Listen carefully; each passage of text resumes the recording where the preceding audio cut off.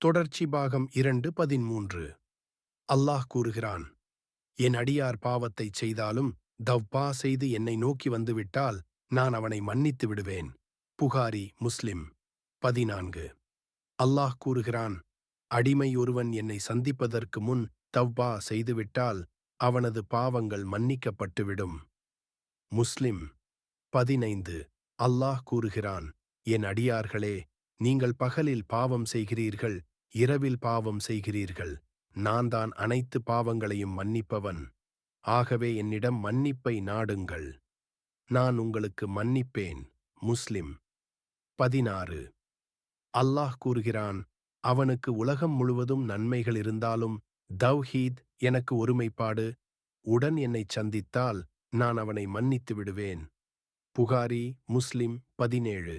அல்லாஹ் கூறுகிறான், ஓ என் அடியார்களே, நீங்கள் அனைவரும் வழி தவறுபவர்கள், நான் வழிகாட்டினாலன்றி. ஆகையால் என்னிடமே வழிகாட்டுதலை கேளுங்கள், நான் உங்களுக்கு வழிகாட்டுவேன் கூறினான். 18. அல்லாஹ் கூறுகிறான், மனிதன் செய்த ஒவ்வொரு நற்செயலும் அவனுக்கே, தவிர நோன்பு, அது எனக்காக.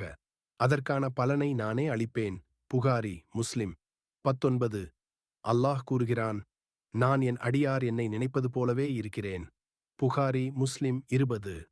அல்லாஹ் கூறுகிறான், என் அடியார்களே, நீங்கள் அனைவரும் நிர்வாணமாக இருக்கிறீர்கள்.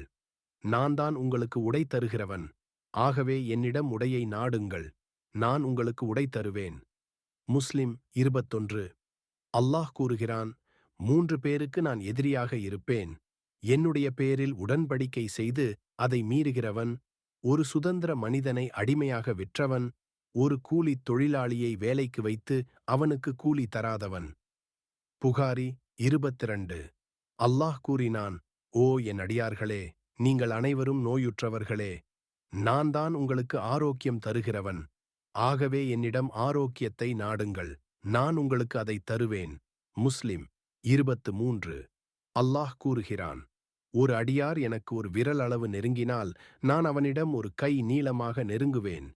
அவன் ஒரு கை நீளம் நெருங்கினால் நான் ஒரு முழங்கால் நீளமாக நெருங்குவேன். அவன் என்னிடம் நடந்து வந்தால் நான் அவனிடம் ஓடிச் செல்வேன். புகாரி, முஸ்லிம். 24. அல்லாஹ் கூறுகிறான், என் அடியார்களே, நீங்களே தவறு செய்தால் பின்னர் தப்பா செய்தால் நான் உங்களை மன்னித்து விடுவேன்.